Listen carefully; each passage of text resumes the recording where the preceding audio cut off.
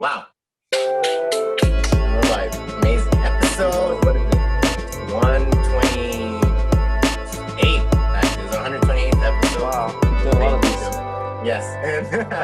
And we have a special guest today. Lucas, who's Yes. who's a hypnotherapist. Yeah. Right? Yeah. So Exactly. I'll start off, mind me if I'm being ignorant, but every time I hear of hypnotherapy, I imagine like in the movies where like you have this watch, and you're swinging it, and Yeah. you're like, Sure. go to Oh, you have sleep. 2 watches now. That's nice. Go Double to swagged sleep. out. Exactly. And is that what it's like? No. I mean, like most things, there's like 2 worlds that exist simultaneously. There's the public perception of the thing, and then there's the actual thing. And that applies to everything ever. Anyone who does anything, whether you're a surfer, a skateboarder, a chef, a painter, there's the perception of what it is, and then there's the reality of doing it. And usually those 2 things are very, very different. But unfortunately, the public perception of hypnosis has been sort of bastardized. It's interesting because the history of hypnosis has just been a constant series of sort of discreditation and bastardization and sort of humiliation, but it's persisted and it's kept going because it's effective and it helps people really, really well. Even the origin of hypnosis is super interesting because the earliest Western practitioners of like hypnosis as we know it today were mostly like stage performers, and then it took a physician or two to see a stage performer use hypnosis and then start to use it on their patients. And they noticed it worked really, really well, actually. One of the first uses of it, this was in sort of England, UK at the time, was for anesthesia. And this was, at the time, the only anesthesia they would use during surgery was like, they would give you something to bite down on and they would get you really drunk and just sort of hoped you passed out before the pain killed you. That's what surgery was like for a long time. And then a collection of physicians saw stage hypnotists and they said, that's really interesting. And they started using it on their patients. And then it became actually the first anesthesia. So they could put someone under, they could numb their whole body using suggestion, using hypnosis, and they could operate on them. And actually their recovery time was faster. Death during surgery went down when they did this. And even to this day, there's still a lot of surgeries that are done every year just using hypnosis, no anesthesia at all. So that's like the first sort of modern use of it. Yeah. But even then, a lot of those physicians wouldn't admit that they were using hypnosis because of its public image and how people just didn't respect it. So that's really, it's kind of always been like that, unfortunately. Yeah, they'd call it something else, or if anyone was asking them, why are you asking me all these questions? I don't know. What do you mean? Like, about what, me like, or? what? Yeah, no. It's like if a doctor were to use hypnosis, because it's effective, is it still like taboo? Like, would they not tell their patients or? Yeah, it's interesting. Hypnosis, as we know it, has been around for a while. Trance and hypnosis in sort of the more general sense of those words, like altered states. I mean, that's been around forever. Think about like sort of ancient tribal ceremonies where people go into altered states. They do like, we know there's sun dances and fire dances, and meditation is very similar to trance. So these states of consciousness have been around forever. But hypnosis, as we know it, is really, really old. But even as old as it is, it's still not really agreed upon. If you ask 5 different psychologists, 5 different MDs, you'll get different answers. Some people say that it's all suggestion. It's just sort of the power of suggestion. Some people say that it's not real. It's sort of a mutual agreement to make believe. Some people say that it's magic and it works wonders. So it really depends who you ask, and they'll all have different answers. I'm asking you. Oh, you're asking me what I think about it, or? Excuse me? What is it? I thought you were asking like if the medical professionals. Yeah, the medical. So they think it's whatever they think. It's a mixed bag. Some swear by it. Some think it's malarkey. It depends on who you ask. It's still used in surgery. It's still used, especially for people who have like allergies to anesthesia and to certain drugs. The recovery time is actually faster if you use hypnosis for surgery. It's pretty cool.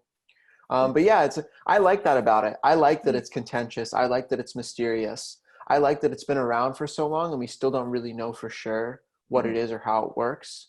And we can't even really agree if it's real or not, but we know it's one of those things, like, it's there, even if you don't know how it works, which I love. I think it's like real magic, basically.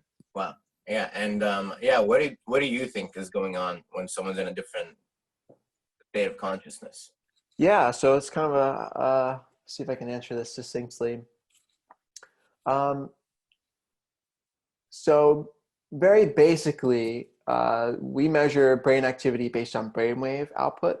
So we know that there are, 5 or 6 main brainwave frequencies. So there's beta, which is just sort of like this right now. There's alpha, which is just, that sort of looking out the window in a boring class kind of state, that sort of daydreamy place. Then there's theta, which is trance, theta brainwave state. And you go into theta every day. And you may have experienced this, like, as you're falling asleep, where you're not quite awake, but you're not really asleep yet either. You're sort of dancing that line. That's theta brainwave state, and that's hypnosis. That's exactly what trance feels like. Well, you go there when you go into a very deep meditation. But we know that consciousness is fluid. People think about it as it's more of a light switch. You're awake or you're asleep. You're in trance or you're not. But it's fluid. Right now, you're probably going into a little bit of an alpha brainwave state right now, which happens as someone sort of talks at you. But our consciousness always kind of like goes like this. We go from active attentive to kind of zoning out to deep in trance to back attentive. So it's always flowing. And I think hypnosis is an effective way to reliably put someone into theta brainwave state, to put them into that kind of dreamy, half awake place. And what that place is another question. Yeah. Well, that place is another. Yeah. I mean, like, people train to reach that state. People meditate every day to be able to reach that state of peace and calm. But you're saying that you can trigger it externally. How do you, what is hypnosis? What is the practice that can lead people to that theta state? Yeah. So I think the thing I love to say is that there is no it. Hypnosis is not an it. It doesn't exist. It's about me and the person I'm working with. It's a relationship. And it is kind of a mutual thing. So the way I do trance, the way I use hypnosis is much more free flowing. But it is, like you said, it's external. So I could be in a conversation with someone and then you can just kind of feel the energy change. And as the energy changes, it sort of kind of settles down a little bit. It kind of lowers, the energy kind of shifts down a little bit. And it is like if you are in a museum or something and you go around and look at the paintings, and each painting you look at has a different kind of feeling to it. And so you could look at one painting and feel something, and then look at another painting and feel something else. So that's an external influence on you, right? You, depending on the painting you look, you feel different. And so even just now, there's like a different feeling. It's kind of the energy of the room gets heavier.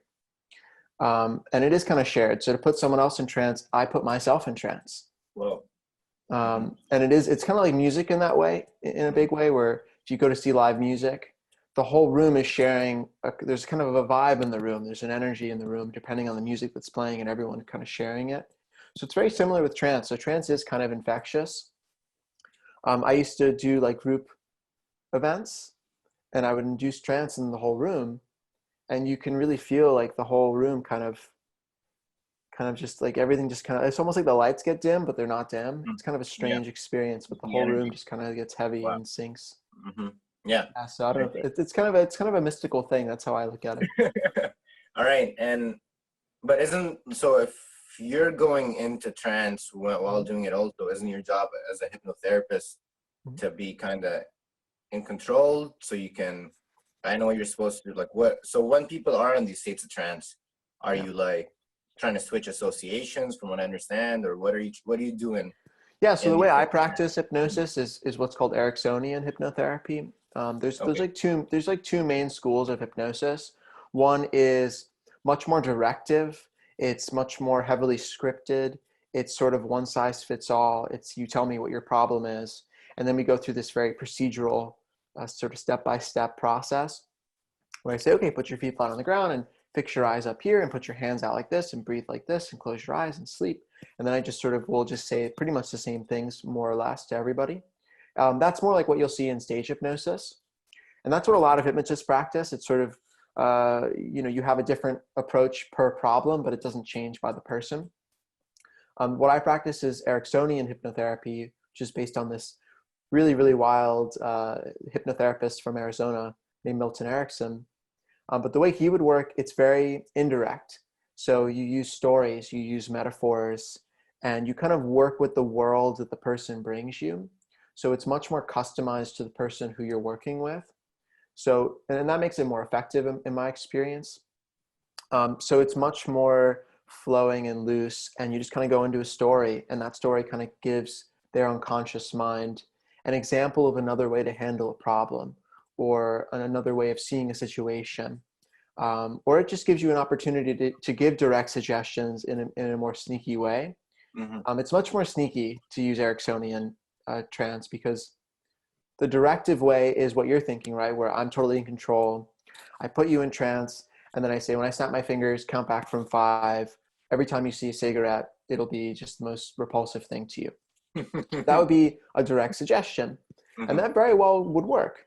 But an Ericksonian induction would be much more like me just talking to you and telling you a story of how when I was 5 years old, I used to hate, or I used to love, for instance, licorice. I used to love licorice when I was a little kid. But as soon as I hit 18, for whatever reason, I couldn't stand it. It was nauseating to me. And it's really funny how taste can just change in an instant, and how one day you just love something and the next it's just of no interest to you anymore. So I'm giving the same suggestions there.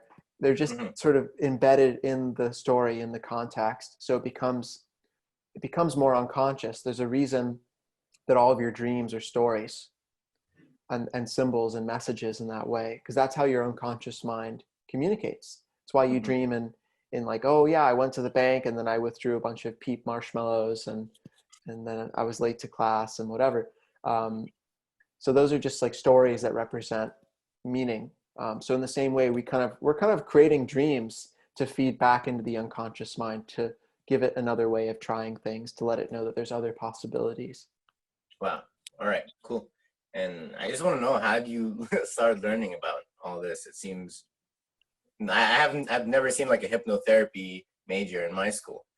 Or yeah, it's again, it's one of those things it's very powerful and not really well understood. So it's not really, there's a couple of colleges here and there, and they go that very systematic route where it's like you get your 10-step bullet point list and you just do that no matter what. Yeah, I mean, the way that we pass information on is like largely about being repeatable and systematic. And so when you teach someone how to like repair a car, it has to be the same every time. But with hypnosis, it's you want it to be more flexible.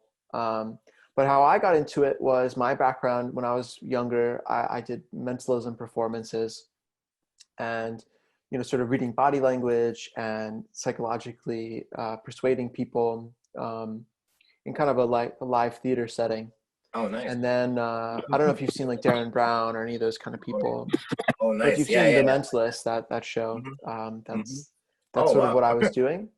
Mm-hmm. And then I started studying hypnosis, and I started doing stage hypnosis, and I did the very directive approach, and I studied that for years and years. And then from there, I got more interested in helping people and started studying with a really great Ericksonian hypnotist in Woodstock, New York, in upstate New York, and studied with him for, it's been 8 years now.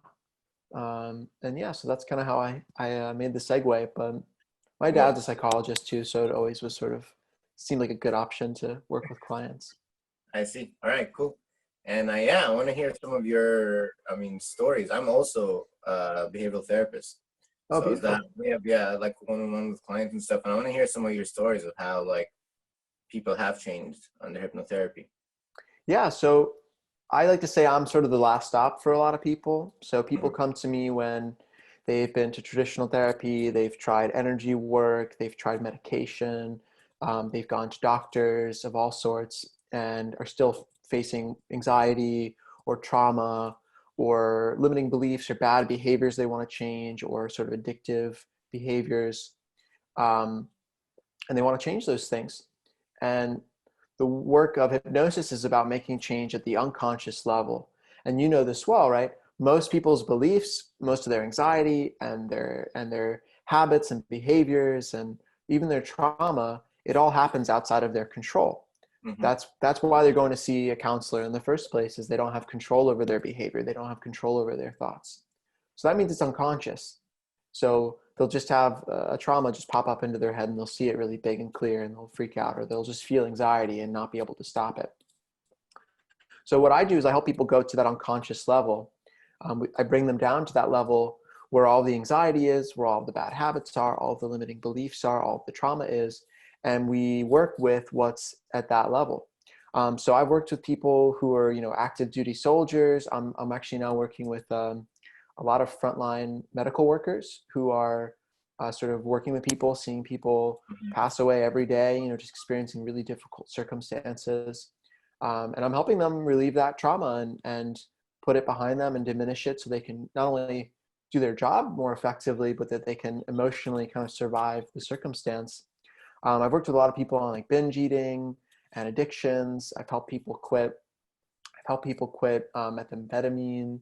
I've helped people quit heroin. I've helped Right. people quit cigarettes, alcohol, all kinds of stuff like that. Anxiety has sort of become my specialty. Mhm. So I work with a lot of people on anxiety. And I think some of my favorite stories are just people who come to me and say, look, I've spent $20,000 over the last, 10 years. I've had this anxiety since I was 12 years old. Please help me. I don't know what else to do. People kind of go, I've tried everything else. I guess I could try hypnosis or something. Like to them, it just seems like ridiculous. Like, Mhm. I guess hypnosis, I don't know, what's he going to do? He's going to snap his fingers, wave a pocket watch, and I'll feel better. Mhm. So people kind of go to hypnosis as a last resort, as sort of like a Hail Mary attempt. But people come to me and they say, I've been trying to get rid of this anxiety, this like chronic, terrible anxiety and panic for 10, 20 years sometimes. And I'll work with them for usually like 5 to 10 sessions, 5 to 10 1 hour sessions. So in about 2 months, and their anxiety will just be gone and it won't come up and they won't have that pit in their stomach feeling. They won't have that tightness in their chest. They won't have the ruminating inner dialogue. It'll just be gone. And what I love about unconscious work is that it's very gentle. And with conscious work, when you go and you try to make a change, it takes a lot of elbow grease. You're trying Yeah. to like constantly track your own thoughts and change them and track your own behaviors and change them in the moment. But then you're in your head all the time, only aware of your own thoughts and feelings, which can make the anxiety worse or make you dissociate sometimes, which kind of has a backfiring effect. But with unconscious work, the change happens so naturally, so gradually, and so gently that a lot of my clients don't notice. So like I'll have clients, on the fifth or sixth session, and I'll say, Gradual. Wow. yeah, I'll say Mhm. like, hey, how are you feeling? They're like, yeah, I'm pretty good. I'll go, oh, really? Okay. So how is that pit in your stomach that you've had since you were 12? And they'll go, oh, well, now that you mention it, I haven't really been feeling that. Mhm. And they're like, All right. that's weird. That's Yeah. weird. Yeah. I see. So it's not like it's all at once, like they start crying or something and they unleash all whatever the pit in them. No, it's like a gradual like change. And I mean it makes sense, like if you have anxiety and stress, calming down, right, would help with that and becoming more at peace and talking to someone about it. I'm just wondering, like, quitting cigarettes and quitting alcohol are some of the most difficult like things to quit, right? Yeah. Food, also stress, anxiety. And if you're telling me this is effective, why isn't hypnotherapy more popular Hypnotherapy is pretty popular. It's definitely having a resurgence right now. It's getting more popular. then? Hmm. Why isn't it more popular? I think just because of the public misconceptions about it. I think people write it off. They don't think it's real. They don't think it works. If you walk down the street and ask a stranger, "Hey, what's your experience of hypnosis?" Usually half of the people will say, oh yeah, my aunt, lost 50 pounds with hypnosis. They'll say, yeah, my neighbor quit smoking. Most people have some line of connection to it at that basic level. But I would say really largely it's not as used because it's just not really very well respected, unfortunately. Um, I think that's because when it's done well, it's really, really, really powerful. But when it's not done well, it's really bad, Hmm. as with anything, of course. But because it's so sort of wide open, Yeah. it's not systemized in the same kind of Hmm. way. Um, the level of practitioner in the world really varies. So you can find people who are like really fantastic at what they do, like to a point where they're doing stuff that seems like miracles. Like they're just helping people like beat addictions in a day, crazy stuff. Or like what I was just talking about, like helping my clients relieve a lifelong anxiety, not just feel relaxed. That's the thing. It's not just that they're just feeling at Hmm. peace for a moment. It's that Hmm. it never comes up again. It's Well, just gone. hmm. So, and then the other end of the spectrum is it just doesn't work at all. But that's really dependent on the effectiveness of the practitioner. Hmm. Also, I think the reason is because hypnosis is outcome oriented, whereas traditional therapy really isn't. Traditional therapy is, you kind of sit down, maybe you have some goals in mind, you talk, you get that support, you find a sort of a treatment plan, you move forward. But the measure of progress is pretty long term. It's a little bit slower. It's not as extreme, like, okay, this worked or it didn't. Whereas with hypnosis, people will literally go see a hypnotist twice and say, I didn't quit smoking, this didn't work. That's what they're expecting. They're expecting snap your fingers and the problem's gone, Yeah. which can happen, but that standard is really hard to live up to. And then also that paired with the fact that some of the practitioners just aren't as good as others. I think that's what keeps people I from see. wanting to, try it. But Hmm. it is really effective though, especially for um, addictions, for bad habits. I personally, I'm a spiritual counselor, so I use it in spiritual counseling. So I have people who come and want to work, they have like an identity sort of issue, people who are, like for instance, recently I've worked with a lot of people who are either homosexual or transgender, but grew up in very religious households. So kind of had to like split their personality in two. They had to like Hmm. hide a big part of themselves. And Hmm. so that has a lot of repercussions because then people end up in this sort of like inner battle where there's like two parts of themselves that hold two different views of themselves, two different views of the world. And so with hypnosis, it's possible to actually create more unity in someone's character. So taking those two sort of separate parts that are at war and bringing them together. So it's definitely possible. I use hypnosis not just for behavioral change, as it's used really mostly for now, but I use it for spiritual counseling as well. So the kind of things that you'd want to work on with a spiritual counselor, hypnosis is very helpful to Hmm. kind of let go of trauma, to move past old relationships, to integrate with yourself and just kind of become a more well-rounded person. So it's pretty a flexible collection of tools. Oh, that's cool. Seeing it, I imagine it, yeah, just as like a behavioral change mechanism, but it also, I guess, as you're saying, for spirit, like it'll help you just understand maybe yourself some more.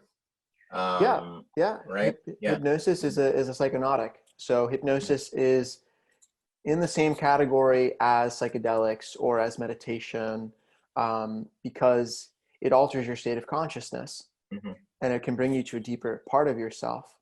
And so in that deeper part of yourself, you can bring back repressed memories. You can become aware of things that you were never really aware of before. So you can realize a fear that you've had this whole time. You can have those kind of, what they're called breakthroughs. You can have those breakthrough moments in a way much easier because you're kind of cutting through all of the surface consciousness and you're going straight down to the really center of a person, which is their unconscious mind, which is where all of those breakthrough moments can happen.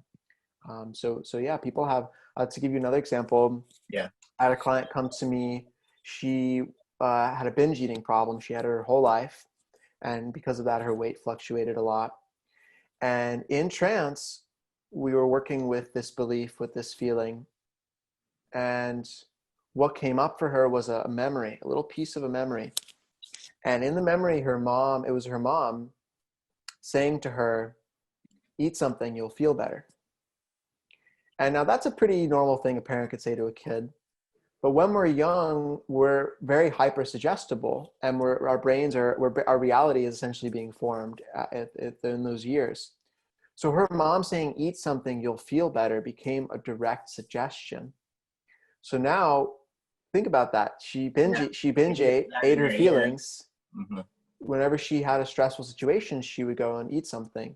Mm-hmm. And that's directly from this experience she had as a kid of her mom saying, eat something, you'll feel better. Mm-hmm. That's a direct suggestion. So what we did, we worked with that experience and basically reversed her mom's hypnotic suggestion, and then her binge eating went away. So I have another example of that, where this gentleman had a lot of anxiety, and he had this anxiety kind of in the pit of his stomach, and he thought of it like an enemy. He thought of it like a, it was this battle. So whenever it came up, he was just trying to like force it back down, and he felt like there was this part of him like at war with him. And the same kind of thing, we had this sort of breakthrough moment where we remembered it was his dad had told him, you're your own worst enemy. And just like that little, like one sentence just gets locked in there and it becomes a suggestion. I'm my own worst enemy. And now all of a sudden your whole body hurts because you're your own worst enemy. Mm-hmm. So, those little moments wouldn't very likely come up in conscious conversation, but while they're in trance, while we're doing the hypnotic work, stuff just comes up to they're like, oh, I just remembered this memory. This thought just occurred to me. And that allows us to go in and change beliefs. Because most of the beliefs you have, you didn't choose what you believe, right? Yeah. You didn't make the choice. You didn't say, I'm going to believe this or that. All your beliefs are unconscious. Even your taste, even what you like, what you don't like, most of it's unconscious. You didn't actively choose it. And so because of that, you can change those things. You can change beliefs at the unconscious level. Of course, you only want to do that if you actually want to change it. Yeah. But yeah, it's everything we think about who we are we're very malleable. We're much more malleable than we think we are. Mm-hmm. Wow. That's very open-minded of you. And I also know that like people can change. People do make drastic changes, and if they really want to zone in, and they're open to change. If so, for your practice, can you take like most people? Would they work under hypnotherapy, or do they have to be very suggestible? Yeah, so that's one of those misconceptions that Mm-hmm. there's a couple misconceptions. One is that some people can't be hypnotized, which Mm-hmm. isn't true because theta brainwave state is something that it's natural. It's like Mm-hmm. saying some people can't sleep. Everyone sleeps. It's a biological function. So everyone can be hypnotized. And it is also a learned skill. So the more you go into trance, the easier it is to go and the deeper you can go. If you don't want to be hypnotized, you won't be. It's not, the example I give, it's like if you break your arm and you go into the doctor and you won't let them set the bone or put the cast on, like you're flailing your arm around, they're not going to be able to help you. And it's the same with this. If you show up and say, yeah, I don't want this to work, I don't want you to help me, then I would kind of question why you were there in the first place. The other thing is that, like you said, that you have to be more suggestible, but that's also not the case, because the other side of that too is that people who are less intelligent are more suggestible, which is also not true. The unconscious mind it sort of goes below the intellect. It really has nothing to do with your intelligence. When people are sleeping, everyone has different dreams, but none of those dreams are more or less intelligent than any other dreams. It has really nothing to do with your IQ or your brain function when you're in trance. And suggestion really comes down to not how suggestible the person is, but how willing they are to receive the suggestion, Mm-hmm. and how well executed the suggestion is. That's one of the beauties of Ericksonian hypnotherapy is you're not giving direct suggestions. I'm not saying when I snap my fingers, you won't want to smoke anymore. I'm telling you a story of how when I was 18, I stopped liking this thing that I used to like. So that's an indirect suggestion. So that's an easier thing to kind of slip past the conscious mind and go straight to the unconscious. But when you're in your unconscious mind, your level of intelligence doesn't matter. And there's no real indication that a dumber or smarter person is easier to hypnotize or less easy, or that they're more or less suggestible. Um, again, the suggestion comes down to what you're suggesting. If I have someone in trance and I say, you could, go do some terrible thing, most people are not going to take that suggestion because it's a crappy suggestion. But if I give them a Yeah. suggestion, every day you'll feel better and better, most people want to have that take. Mm-hmm. They just need to So hear it maybe and have that in their head, in their subconscious, right? yeah, absolutely. I mean, the deeper in trance someone is, the less likely their conscious mind is to interrupt the process. So that's helpful. But even right now, your unconscious mind is listening to me. And so, for instance, I can say, I'd like to talk to your unconscious mind directly. I'm not interested in your conscious mind. Yeah. I want to talk to your unconscious mind directly. And I do this with people when they're alert and awake, their eyes are open. And you can talk to someone's unconscious mind directly and ask it to do things, and it will actually respond. It's pretty crazy. Well, all right. Um, I'm just learning this so much. My mind's blown kind of. It's like I just imagine, like, as I told you earlier, like imagine hypnotherapy. I've seen, like, I don't know if you've seen, like, Now You See Me, where Woody Yeah, Harrelson played the it's guy with the horrible. watch and he snaps It's his hands. horrible. He's I like, hate that movie. tell me the truth. Yeah, you hate it. All my friends It make just, fun of me because I'm really salty whenever there's a hypnosis reference in a movie. I'm just like, it just ruins the movie for me because yeah, it's so lazy. It's I so see. lazy. Are there any Like good hypnosis characters? are there any good like movie references of Yeah. hypnosis? Hmm. I'll have to think about that. I think yes. I think usually it's like a therapist doing it in a movie. I think there was one in Freud, like the series, where there was like they were doing a regression to a traumatic event. That was somewhat realistic. I would say mostly no. Like Get Out was the most famous recent Yeah. example of that. Yeah. Sure. And I couldn't even enjoy that movie because it was like, Uh-huh. the thing is, they could have hired a hypnotist and they could have Yeah. made it, they could have had a consultant and they could have made it realistic and they still could have done all the stuff they did. But the whole, like, the spoon and the tea, like, it's just not, it just, I like, even, I don't know if you saw Incredibles 2, but the whole Yeah. villain just had the hypnosis goggles or whatever. Just ruins it for me. My friends are like, "Oh, it's a cartoon. Just enjoy it." And I'm like, I can't. They're just perpetuating the lies. I can't.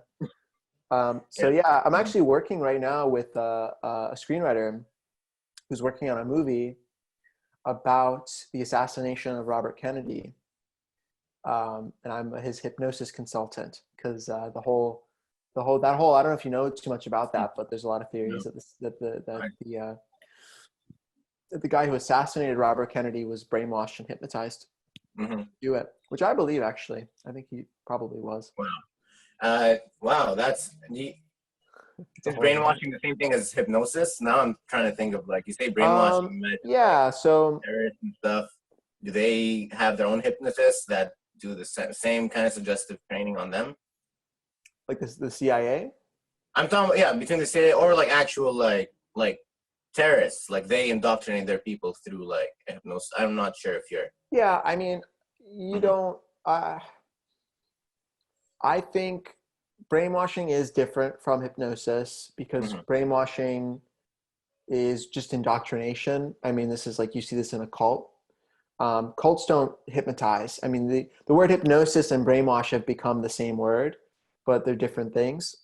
You can use hypnosis to change someone's beliefs, though, but they're not quite the same thing. Um, but like, for instance,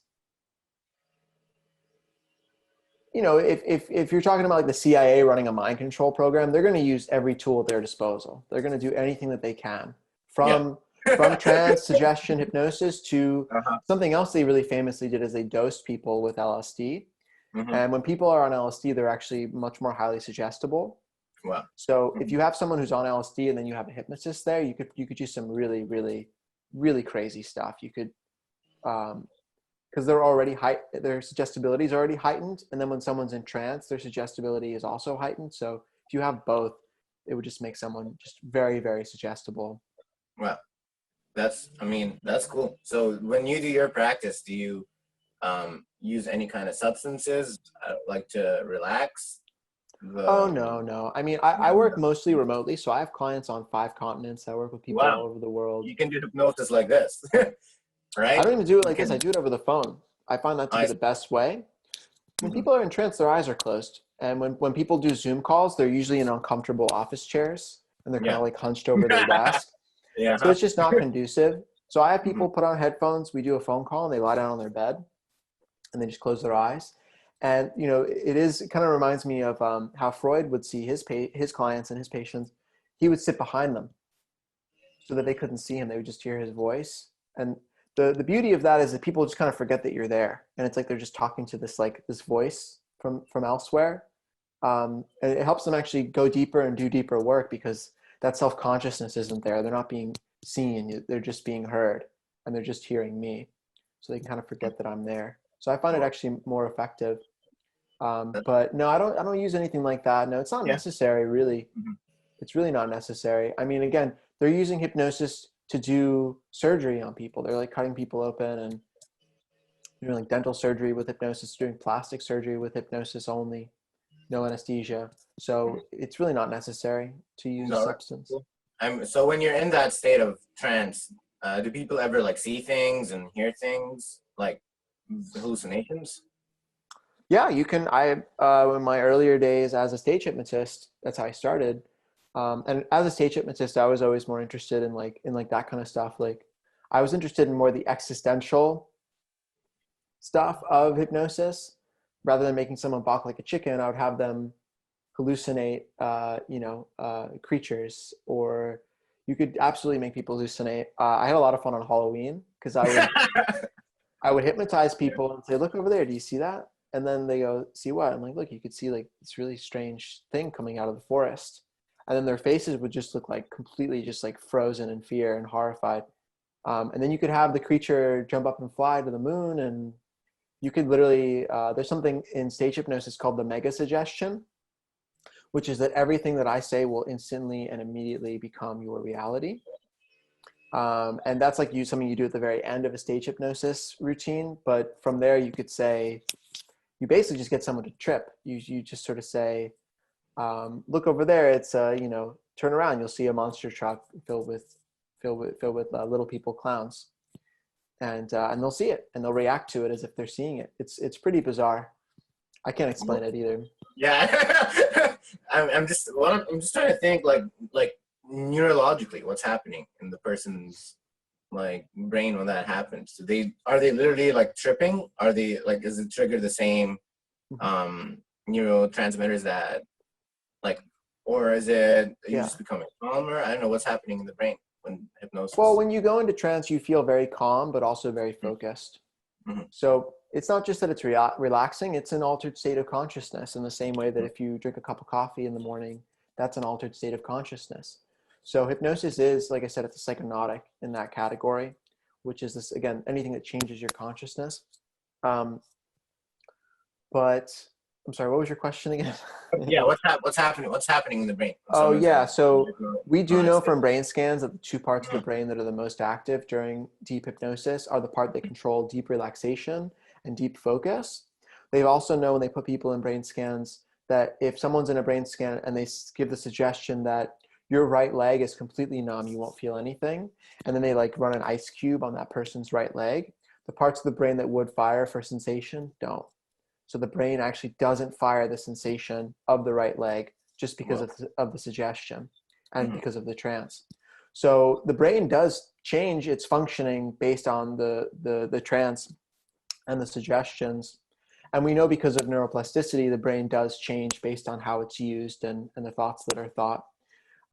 So they have done real-time brain scans, and the brain does actually react to the trance and to the suggestions in real time. So In real time. Wow. it's pretty wild. Yeah, it's real time, and they track it. And with with the hallucinations, it's so interesting because it kind of gives us a clearer sense of how the brain works in a lot of ways, because if you were to go into like a hospital and work with or see someone who's schizophrenic.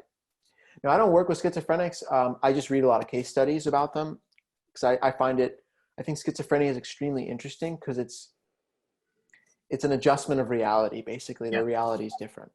Hmm. Um, but for instance, if I were to say, turn around and maybe imagine a black dog behind you, you could probably picture it there, right? You could probably sort of see the outline of what it would look like if it was in that spot, right? Your brain can do that. And if I say, hear the sound of a dog barking, you can hear that. And if I say, feel a dog licking your face, you could probably kind of go back to and bring that up. So if you were to visualize, say, like a black dog in front of you, you could see it there, you could see the outline, but you simultaneously see the empty space. So you're doing both at once. So when someone's schizophrenic, and everyone's obviously very different, but generally speaking, some schizophrenic people, they would have that image, but they wouldn't be able to distinguish the image from reality. They wouldn't be able to tell if it was there or not. So you can make that image the same way they do. Hmm. And it's the same thing where you sort of see it there, but it's also not there. It's like an image that's there and not there because it's sort of imagined. But you know that it's not there. You make that distinction. They're not making that distinction. Well, yeah. So when Hmm. someone's in trance and they hallucinate, that's the same thing that's happening to them. They are, when I say, look, there's a dragon up in the sky, they're sort of imagining that it's there and seeing that it's there, but the distinction that it's also not there is gone. So they just see it. They see it the way, almost like how you see something in a dream. You sort of see like the outline of it. It's sort of Yeah. there, but it's not there. That's how people will see things when they hallucinate in trance. Um, Hmm. but the only reason that you know when you imagine something that it's not there is because you have a process in place to Yeah. distinguish. Hmm. And people who don't have a process to distinguish start hallucinating, basically. So when people are in trance, the hallucinating is something we can all do, and we all do all the time. Well, Lucas, we're kind of running out of time here, but this has been, I mean, time flew by so fast, and this is great talk. I wanted to ask you, how do you, so you've worked with a lot of people with anxiety and trauma and stuff and helped them get past it. Do you have Yep. any suggestions to how, like, without hypnotherapy? I mean, of course, hypnotherapy is a great tool to relieve that. But if someone's at home right now and they have anxiety and trauma or other fixations, what's something they can do to help? So you can do right now. Mm. I would say the first thing to do is just bring your attention into your sensory experience as much as you can. So notice how your body feels. If you feel anxiety, where in your body are you feeling it? Exactly. How does it feel there? Is it tight? Is it heavy? Is it pressurized? Is it hot? Is it tingly? Is it sinking? Is it a sharp feeling? Just notice the actual sensation. Notice if you're hearing anything in your head. Are you hearing inner dialogue? Are you going back to something mean that someone said to you 5 years ago? Notice what you're seeing in your head. Are you making pictures in your mind? Just be aware of like actually what you're doing. And that's the other, and another really big thing is to change your breathing, because depending on where your breathing is, your consciousness changes. So if you're breathing, the higher your breathing is, basically, the higher your brainwave state. So gamma is like the highest, and that's like, gamma is like if you were, about to be in a car wreck, that's like fight or flight, really active. And when you're in gamma, you're kind of breathing up in your head, basically. You're just taking those little sips of air. And then as you go down to beta, beta is more like sort of in the lower throat. And then alpha is sort of in the chest. And then once you go down to your lower stomach, then you're getting into theta and delta. So as much as you can, if you feel anxious, check where you're breathing. You're probably breathing in your chest or your throat. And just bring the breathing down to your lower stomach. And you almost want to like push out your stomach, like that kind of Thanksgiving Day dinner kind of feeling. Yeah. Just kind of extend the stomach a little bit and breathe into the stomach, and you'll actually feel your diaphragm expanding. You'll feel like this sort of, almost like this kind of rubber band stretching feeling. And if you feel it kind of like resist, that means your diaphragm was probably contracting because you were anxious. So you want to kind of extend all of that out. And that will automatically change your state of consciousness by changing your breathing. And I would say the third thing is more of a perspective. And this is something that I want counselors, therapists, anyone who helps people to keep this in mind. No problem, no mental problem. Obviously there's always examples where there's chemical imbalances and things like that. And those are obviously, there obviously are cases like that. And in that case, medication may be a better option. But, for the vast majority of people, or for people who don't have chemical imbalances, anxiety and trauma and worry and behaviors and habits and all these things, they're not nouns. They're not objects. They're not things that you possess or you don't possess. I like to say to my clients, okay, well, if you have anxiety, then you should be able to take it out and put it on the kitchen counter. Mm-hmm. But you can't because you don't have it. You're doing it. All these things are verbs. They're active processes.